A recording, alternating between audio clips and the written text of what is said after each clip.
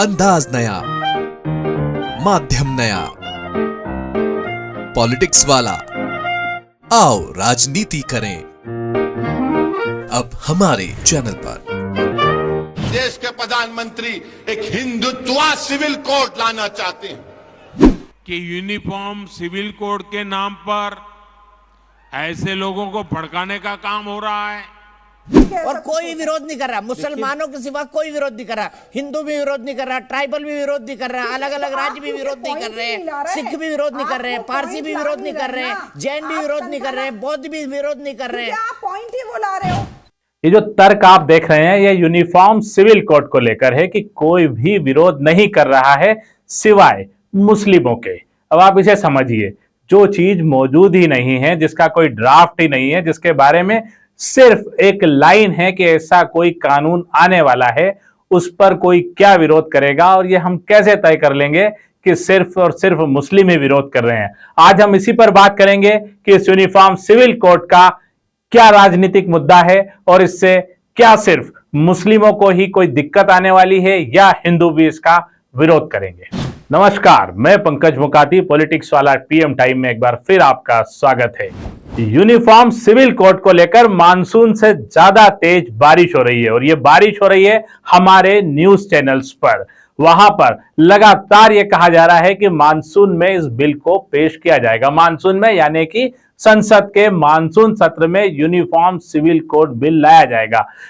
हम इस तरह से बात कर रहे हैं मानो जैसे हमने किसी पेटीएम से पेमेंट किया और उधर से बिल निकल कर आ गया। एक बड़ी सामान्य सी बात है कि यूनिफॉर्म सिविल कोड को लेकर अभी तक देश में कोई भी ड्राफ्ट तैयार नहीं हुआ है। ऐसे में यह बिल कैसे संसद में पेश होगा?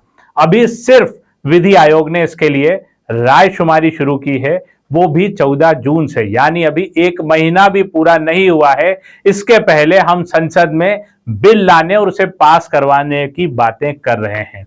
इन सब बातों से यह बहुत साबित होता है कि भाजपा और प्रधानमंत्री नरेंद्र मोदी ने जो भी लाइन खींची है उसका असर दिखने लगा है। बड़ी तेजी से उस लाइन पर सारे न्यूज चैनल चल रहे हैं, राजनीतिक दल चल रहे हैं, मुस्लिम कम्युनिटी भी उसी लाइन के फेर में, उसी चक्रव्यूह के घेरे में आ गई है। जबकि मोटा मोटा देखें तो यह बिल आने वाले 1.5-2 साल तक पास होना बेहद मुश्किल है। उसकी जो पूरी प्रक्रिया है उसे देखते हुए यह सिर्फ आने वाले विधानसभा चुनाव और 2024 के लोकसभा चुनाव का मुद्दा भर दिखाई देता है। इसे 2024 के चुनाव के पहले लागू करना भी लगभग नामुमकिन है, क्योंकि 2024 का चुनाव अप्रैल और मई में होगा, यानी कि कुल 7 या 8 महीने का वक्त है। ऐसे में न तो इस बिल पर पूरी तरह से रायशुमारी हो सकती है, न ही ये पेश हो सकता है। ये कोई पहला बिल नहीं है जिसे लेकर राजनीति गर्म है। ये वैसा ही बिल है जिसे भारतीय जनता पार्टी और नरेंद्र मोदी पेश करवाना चाहते हैं। इसके पहले एनआरसी और कृषि बिल पर विरोध हुआ और उसका हश्र हम देख चुके हैं। ऐसे में यूनिफॉर्म सिविल कोड जो पूरी तरह संविधान और कानून से जुड़ा हुआ है, वो कैसे इतनी आसानी से लागू हो जाएगा? ये बात बहुत सामान्य सी समझ की बात है कि ये एक पूरी तरह से राजनीतिक गेम है जिसमें सारे लोग फंस चुके हैं और बहस जारी है। जहां प्रधानमंत्री नरेंद्र मोदी इसे मुस्लिम महिलाओं के अधिकार से जोड़ रहे हैं, वहीं ओवैसी इसे हिंदू बिल लागू करने की कोशिश बता रहे हैं। यानी यहां पर प्रधानमंत्री इसे मुस्लिम महिलाओं के हक की लड़ाई बता रहे हैं तो ओवैसी हिंदू बिल लागू करने की बात कर रहे हैं। मगर भारत के प्रधानमंत्री को अनेकता से बड़ी नफरत है। भारत के प्रधानमंत्री अनेकता को नहीं मानते। देश के प्रधानमंत्री जान लीजिए कि ये महाद्वीप है। आप बताइए कि हमारे ट्राइबल हैं, आदिवासियों के कस्टम को क्या करेंगे? आदिवासियों के कस्टम को क्या करेंगे? तो यूसीसी के नाम पर देश के प्रधानमंत्री एक हिंदुत्व सिविल कोड लाना चाहते हैं। भोपाल में प्रधानमंत्री नरेंद्र मोदी ने कहा था कि एक देश एक कानून लागू किया जाएगा, एक ही घर में 2 कानून कैसे लागू होंगे। इस बात के मायने हैं और इस बात ने एक चुनावी दौर पकड़ लिया है और ये एक ऐसी रस्सी पे चल रहा है जो खींचती चली जाएगी और इसे हवा मिलती जाएगी और यह पतंग की तरह आसमान में उड़ेगा, लेकिन सरकार बनने के बाद ये पतंग कटकर फिर जमीन पे गिरेगी, यह भी तय है, क्योंकि कोई भी बिल लागू करना इतना आसान नहीं है। लेकिन इस वक्त वादों की और बिल की और हिंदू मुस्लिम के विरोधाभास की पतंग तेजी से उड़ रही है, क्योंकि चुनाव का मौसम आ चुका है। भारत के मुसलमान भाई बहनों को भी ये समझना होगा कि कौन से राजनीतिक दल उन्हें भड़का करके उनका फायदा लेने के लिए उनको बर्बाद कर रहे हैं। आजकल हम देख रहे हैं कि यूनिफॉर्म सिविल कोड के नाम पर ऐसे लोगों को भड़काने का काम हो रहा है।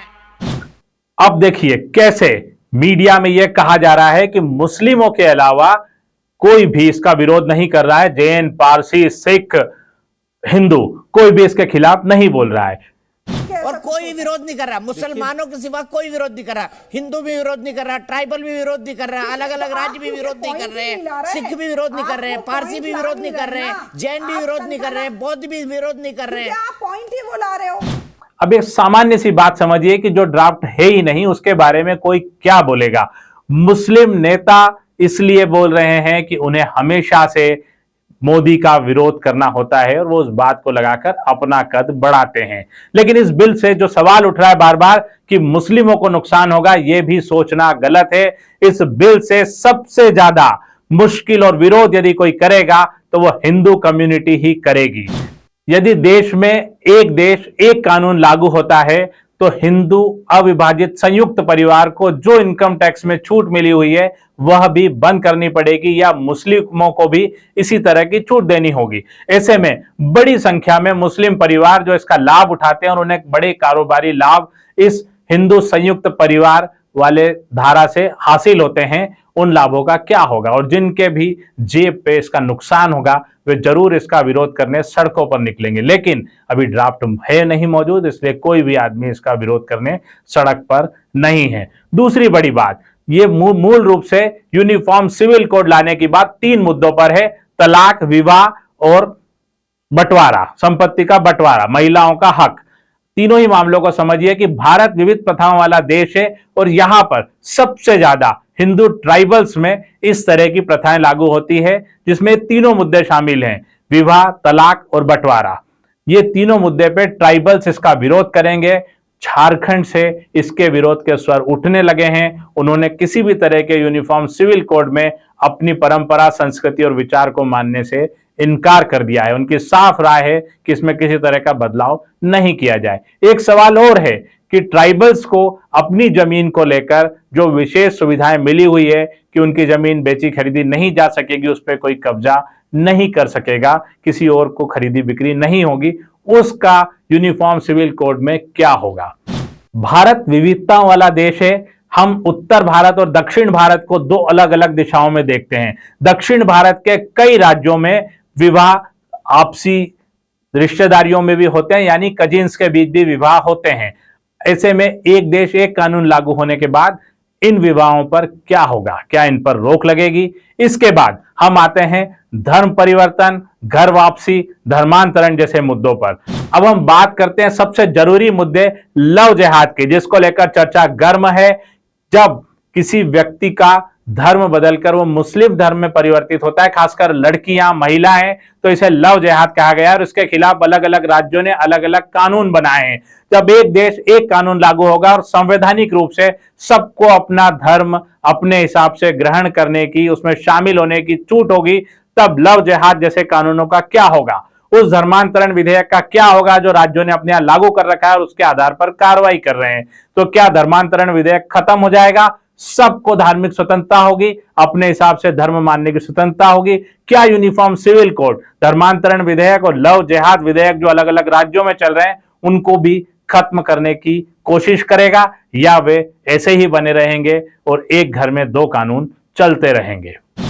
इसी तरह से हिंदुओं के ईसाई बनने को लेकर भी बड़ा मामला बना हुआ है, जिसमें कि घर वापसी जैसे अभियान संघ परिवार द्वारा चलाए जाते हैं। एक तरह से घर वापसी अभियान भी धर्मांतरण विधेयक का ही रूप होगा। तो क्या घर वापसी जैसे अभियान को धर्मांतरण विधेयक की श्रेणी में लाया जाएगा या वैसे कार्यक्रम आयोजित करने वालों पर भी कार्रवाई की जाएगी। यह भी एक बड़ा सवाल है। फिलहाल ये समझ लीजिए कि यह केवल इस वक्त राजनीतिक विचार का आदान प्रदान है। किसी भी तरह का कोई बिल अभी आने की संभावना नहीं दिखाई देती है। अभी बहुत लंबा प्रोसेस है, अभी किसी तरह का कोई ड्राफ्ट भी मौजूद नहीं है। फिर भी बहस करने के लिए सबका मैदान खुला हुआ है और जितने लोग हैं उनके पास उतने विषय हैं, उतना ज्ञान है, उतनी राय है। लेकिन राय लेने का तरीका भी आप देख लीजिए। विधि आयोग इंटरनेट के जरिए हाँ या ना में टिक लगाकर सवाल जवाब ले रहा है, मानो कोई लॉटरी निकलने वाली हो। इस तरह से कोई भी बिल लागू नहीं हो सकता। इसे बड़े पैमाने पर अलग अलग स्तर पर लोगों के साथ मिलकर बैठकर समाजों के साथ मीटिंग करने के बाद ही तय किया जा सकेगा। किसी भी तरह के विकल्प वाले हाँ या ना के विकल्प से नहीं जीता जा सकता। यह न तो कौन बढ़ेगा करोड़पति जैसा शो है, न ही कोई लॉटरी है। इसे हमें बहुत गंभीरता से देखना होगा। सारे मीडिया, धार्मिक लोगों को इसे समझना होगा। यूनिफॉर्म सिविल कोड की इस श्रृंखला में आज के लिए इतना ही। अगली बार हम इस पर कुछ और नई बातें लेकर आपसे रूबरू होंगे। तब तक के लिए धन्यवाद, शुक्रिया। और एक बात, हमारे चैनल पर कमेंट्स जरूर करें, लाइक और सब्सक्राइब करना भी न भूलें।